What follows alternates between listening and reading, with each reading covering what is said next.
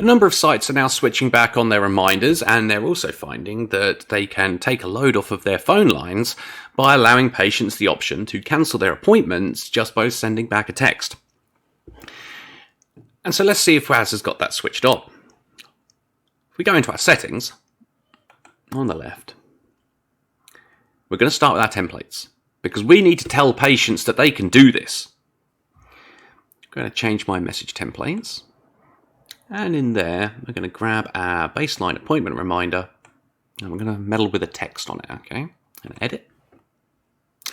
And here we are in text. Again, your green preview is easier for reading what the final result is. The middle section here is where we do all our typing, and above that we have all of our mail merge fields. This does not currently have anything to do with text backs or anything like that. It just says, if you can't attend, please call. Well, let's see if we can cut back those incoming calls a little. If you cannot attend, reply, cancel. And then after that, we can put in that they can call, because of course some people will need to call you for whatever purpose that may be. But the first thing they'll see is if they can reply, cancel. They don't have to send it all caps. As long as they can spell cancel, they put it as the first word of their message, and that's going to do the job. The only thing you may need to add here would be, look down towards your message preview. Is there an NHS mail address written at the bottom of it? It could be text at practicename.nhs.uk, that kind of thing. But if there's an NHS mail address down here, then yes, you're using NHS Mail to send your text, and that comes with a limitation. That means patients can't just reply to your messages. So if you cannot attend, please reply isn't going to really cut it. We're going to have to change that a little bit. Cannot attend, text cancel to text back number. Now in your preview below, that looks like, what is this? This is one of the Mjog numbers. It's not going to show in your previews, but by the time that turns up in your patient's phone, that's going to be an 11-digit mobile number. There's no premium rates or anything like that attached to it. And they send cancel back into that number, and those responses are going to end up in the front of Mjog. Okay? But again, if you're NHS Mail, they're going to need that text back number in there. Otherwise, they can't reply to you.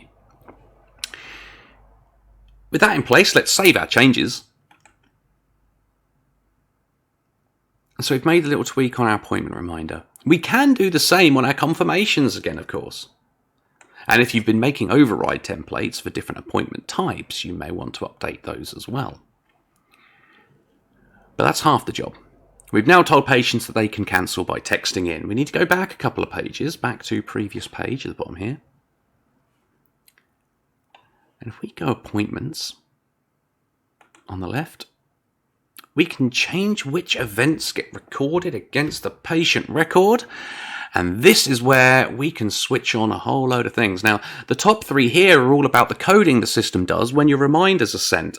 Record delivery of reminders, they got your message, and so it applies a code. Text sent to patient.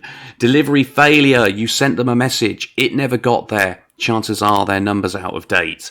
We've got a code for that. But these are the key ones further towards the bottom. A reply has been received. Yes, they have sent you a message. No matter what it is, whether it says cancel or not, that is going into their record under that particular code. And the bottom one is cancel those appointments. It's seen a reply come in. It's going to put it in the record. And if that reply says cancel at the front of it, enabled means it will go off and do that. Now, there are provisos to this. If the patient messages in like 3 minutes before their appointment, then the chances of it cancelling are fairly slim. Also, if they message after the appointment time, then that's not going to work either, of course. Be sure to save your settings if you want this all switching on.